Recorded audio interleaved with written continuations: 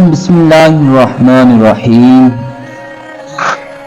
اور اگر یہ تمہیں جھٹلائیں، اس آیت میں اللہ تعالیٰ نے اپنے پیارے حبیب صلی اللہ تعالیٰ علیہ وآلہ وسلم کو تسلی دیتے ہوئے ارشاد فرمایا کہ پیارے حبیب صلی اللہ تعالیٰ علیہ وآلہ وسلم، اگر کفار مکہ آپ کو جھٹلانے پر ہی قائم ہیں تو آپ ان کی اور ان کے جھٹلانے کی پرواہ نہ کریں۔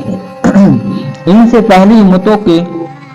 لوگ بھی اپنے رسولوں علیہ السلام کو جھٹلا چکے ہیں، حالانکہ ان کے پاس ان کے رسول اپنے دعویٰ کے صداقت اور اپنی نبوت پر دلالت کرنے والے روشن معجزات، صحیفے اور حق کو روشن کر دینے والی کتابیں تورات، انجیل اور زبور لے کر آئے۔ پھر فرمایا کافروں کی گرفت کی،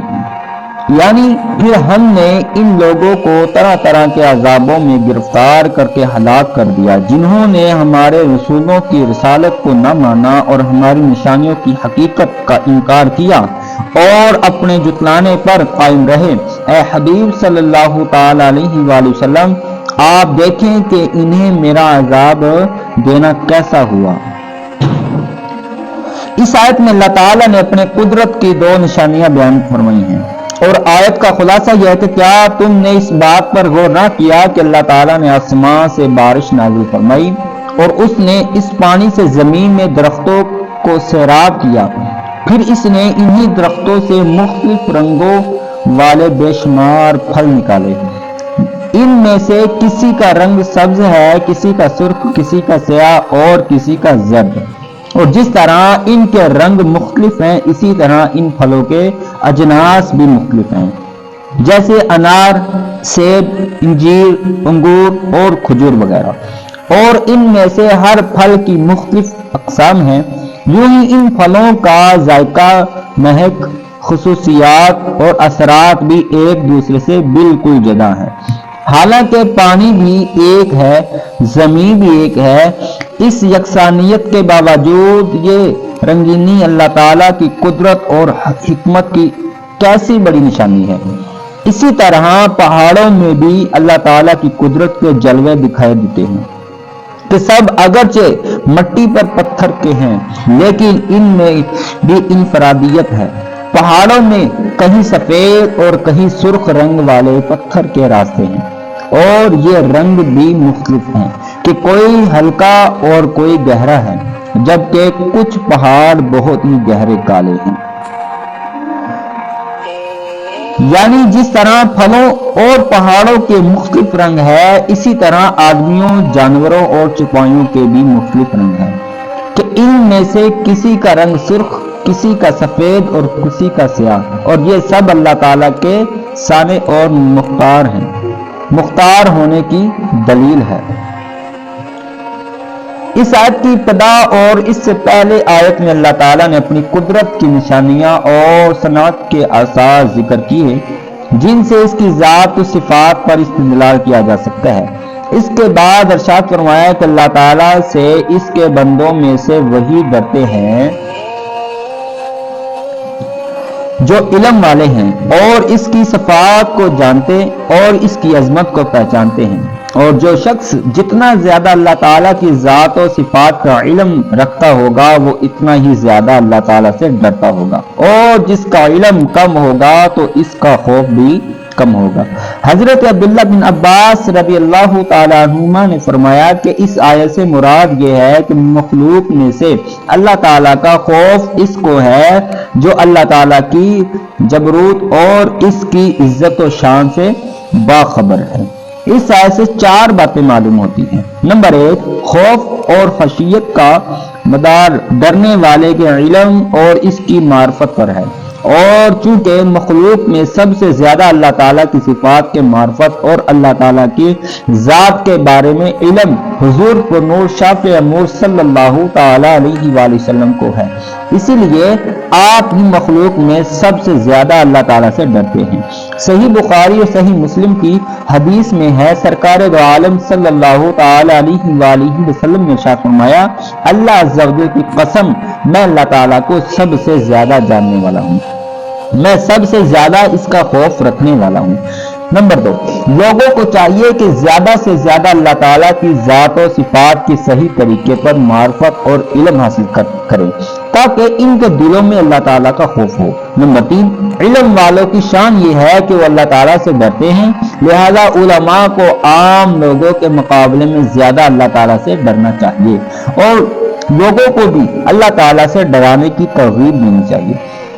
حضرت علی المرتضی کرم اللہ وجہہ الکریم فرماتے ہیں، صحیح معنوں میں فقیہ وہ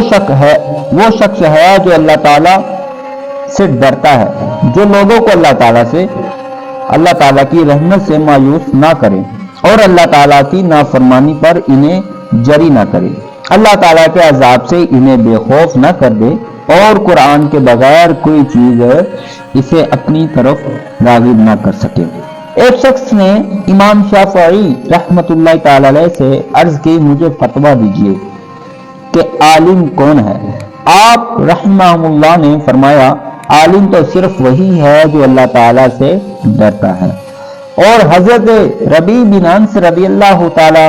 عنہ فرماتے ہیں، جس کے دل میں اللہ تعالیٰ کا خوف نہیں وہ عالم نہیں۔ نمبر 4، علم والے بہت مرتبے والے ہیں کہ اللہ تعالیٰ نے اپنی خشیت اور خوف کو ان پر منحصر فرمایا، لیکن یاد رہے کہ یہاں علم والوں سے مراد وہ ہے جو دین کا علم رکھتے ہیں اور ان کا عقیدہ اعمال درست ہوں۔ مزید فرمایا، اس آیت بے شک وہ لوگ جو اللہ کی کتاب کی تلاوت کرتے ہیں، اس آیت اور اس کے بعد والی آیت کا خلاصہ یہ ہے کہ وہ لوگ جو پابندی کے ساتھ قرآن پاک کی تلاوت کرتے ہیں اور اس میں موجود احکام وغیرہ کی معلومات حاصل کرتے ہیں اور ان پر عمل کرتے ہیں اور نمازوں کو ان کے اوقات میں ادا کرتے ہیں اور ہمارے دیے ہوئے رزق میں سے پوشیدہ اور اعلانیہ کچھ ہماری راہ میں خرچ کرتے ہیں، وہ ایسی تجارت یعنی ثواب کے امیدوار ہیں جو ہرگز تباہ نہیں ہوگی، تاکہ اللہ تعالیٰ انہیں ان کے اعمال کا ثواب بھرپور دے اور اپنے فضل سے اور اپنی رحمت کے خزانوں سے انہیں اور زیادہ عطا کرے، جس کے بارے میں عمل کرتے وقت انہوں نے تصور تک نہ کیا ہوگا، کیونکہ اللہ تعالیٰ کی شان یہ ہے کہ وہ اپنے بندوں کی خطاؤں کو بخشنے والا اور ان کے نیک اعمال کی قدر فرمانے والا ہے۔ حضرت ابو ہریرہ رضی اللہ تعالیٰ عنہ سے روایت ہے، تاجدار رسالت صلی اللہ تعالیٰ علیہ وسلم نے فرمایا، 7 آدمی ایسے ہیں جنہیں اللہ تعالیٰ اس دن اپنے عرش کے سائے میں جگہ دے گا، جس دن اس کے عرش کے سائے کے سوا کوئی سایہ نہ ہوگا۔ نمبر 1، عادل حکمران۔ نمبر 2، وہ نوجوان جو اپنے رب عز و جل کی عبادت میں پروان چڑھا۔ نمبر 3، وہ آدمی جس کا دل مسجد میں لگا رہتا تھا۔ نمبر 4، وہ 2 آدمی جو اللہ تعالیٰ سے محبت کے باعث اکٹھے ہوں اور اسی وجہ سے جدا ہوں۔ نمبر 5، وہ آدمی جسے حیثیت اور جمال والی عورت بلائے تو وہ کہہ دے کہ میں اللہ تعالیٰ سے ڈرتا ہوں۔ نمبر 6، وہ آدمی جو چھپا کر خیرات کرے یہاں تک کہ اس کے بائیں ہاتھ کو معلوم نہ ہو اس کے دائیں ہاتھ نے کیا خرچ کیا۔ نمبر 7، وہ آدمی جو انتہائی میں اللہ تعالیٰ کا ذکر کرے تو اس کے آنسو جاری ہو جائیں۔ اللہ اکبر۔ یہ وہ آدمی، وہ نشانیاں اللہ تعالیٰ کے محبوب نے فرمائی ہیں کہ 7 آدمی ایسے ہیں جو روز قیامت اللہ کے عرش کے سائے کے نیچے ہوں گے۔ یہ وہ آدمی تھے۔ مزید پھر اللہ تعالیٰ نے فرمایا، وہ کتاب جو ہم نے تمہاری طرف وحی بھیجی۔ اس آیت میں اللہ تعالیٰ نے اپنے حبیب صلی اللہ تعالی علیہ وآلہ وسلم سے فرمایا کہ جس کتاب کی ہم نے آپ کی طرف وحی فرمائی ہے یعنی قرآن مجید، وہی حق ہے کہ اس میں جھوٹ اور شک کا کوئی شعبہ نہیں، اور وہ کتاب اپنے سے پہلے نازل ہونے والی کتابوں کی عقائد، اصول اور احکام میں تصدیق فرماتی ہے۔ بے شک اللہ تعالیٰ اپنے بندوں سے خبردار اور انہیں دیکھنے والا ہے اور ان کے ظاہر اور باطن کو جاننے والا ہے۔ پھر فرمایا، یعنی اے حبیب صلی اللہ تعالی علیہ وآلہ وسلم، ہم نے آپ کی طرف قرآن مجید کی وحی فرمائی، پھر ہم نے اپنے چنے ہوئے بندوں کو اس کتاب کا وارث کیا۔ سبحان اللہ، سبحان اللہ۔ حضرت عبداللہ بن عباس رضی اللہ تعالی عنہما فرماتے ہیں چنے ہوئے بندوں سے مراد نبی کریم غفور رحیم کی امت ہے، کیونکہ اللہ تعالیٰ نے انہیں تمام امتوں پر فضیلت دی اور سید المرسلین خاتم النبیین صلی اللہ تعالی علیہ وسلم کی غلامی و نیاز مندی کی کرامت شرافت سے مشرف فرمایا۔ آیت کے اس حصے میں حضور پر نور شافع نور صلی اللہ علیہ وسلم کی امت کے لوگوں کے 3 مدارج اور مراتب بیان کیے گئے ہیں۔ کوئی اپنی جان پر ظلم کرنے والا ہے، نمبر 2 کوئی درمیانہ راستہ اختیار کرنے والا ہے، نمبر 3 کوئی وہ ہے جو اللہ تعالیٰ کے حکم سے بلائیوں میں سبقت لے جانے والا ہے۔ ان تینوں کے مصداق کے بارے میں مفسرین کا کثیر اقوال ہے جو کہ تفاسیر میں تفصیل کے ساتھ مذکور ہیں، جہاں ان میں سے ایک قول درج ذیل ہے۔ ام المؤمنین حضرت عائشہ صدیقہ رضی اللہ تعالیٰ عنہ نے فرمایا کہ سبقت لے جانے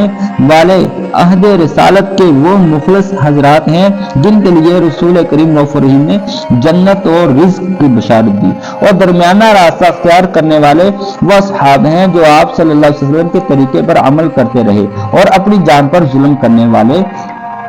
ہم تم جیسے لوگ ہیں۔ یہ ام المؤمنین حضرت عائشہ صدیقہ کی طرف سے انتہائی انکساری کا اظہار تھا کہ انہیں اعلیٰ مقام پر فیض ہونے کے باوجود آپ رضی اللہ تعالیٰ عنہ نے اپنے آپ کو تیسرے طبقے میں شمار کیا۔ اللہ اکبر۔ یہاں ان 3 مدارات کے افراد سے متعلق 2 احادیث میں مناقلہ ہوں۔ چنانچہ ایک حدیث شریف میں ہے کہ حضور نور شافع نور نے ارشاد فرمایا کہ ہمارا سبقت لے جانے والا تو سبقت لے جانے والا ہی ہے، اور درمیانہ راستہ اختیار کرنے والے کی نجات ہے، جبکہ ظالم کی مغفرت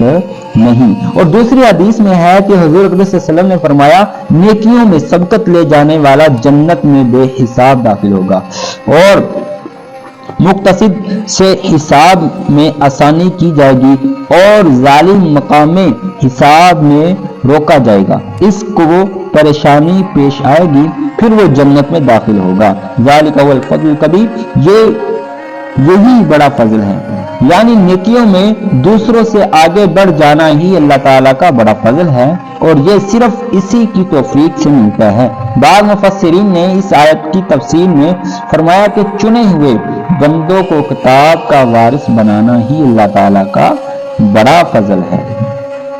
سبحان اللہ سبحان اللہ سبحان اللہ۔ جنات عدن، بسنے کے باغات۔ اس آیت میں ان لوگوں کے ثواب کا ذکر کرتے ہوئے فرمایا کہ ان تینوں گروہوں کے لیے بسنے کے باغات ہیں جن میں وہ داخل ہوں گے، انہیں ان باغوں میں سونے کے ایسے کنگن پہنائے جائیں گے جن پر موتی لگے ہوئے ہوں گے، اور وہاں ان کا لباس ریشمی ہوگا کیونکہ اس میں لذت اور زینت ہے۔ یاد رہے کہ دنیا میں انسان مسلمان مرد پر سونا اور ریشم پہننا حرام ہے، جنت میں یہ سب حلال ہوگا۔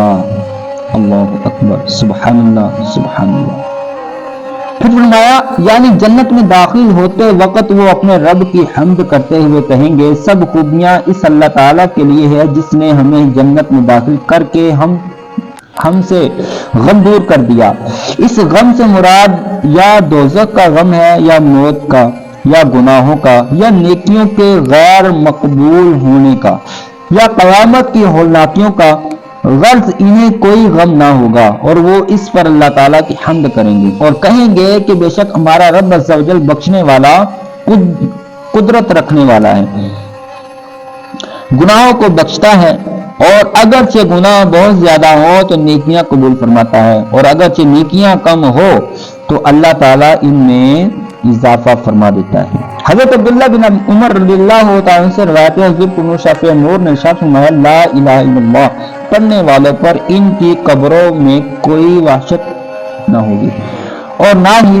حشر میں ان پر کوئی گھبراہٹ طاری ہوگی، اور گویا کہ لا الہ الا اللہ پڑھنے والوں کو دیکھ رہا ہوں، اور اپنے سروں سے گرد جھاڑتے ہوئے یہ کہہ رہے ہوں گے الحمدللہ الذی اذهب عنا الحزن۔ ترجمہ سب خوبیاں اس اللہ کے لیے جس نے ہم سے غم دور کر دیا۔ سبحان اللہ۔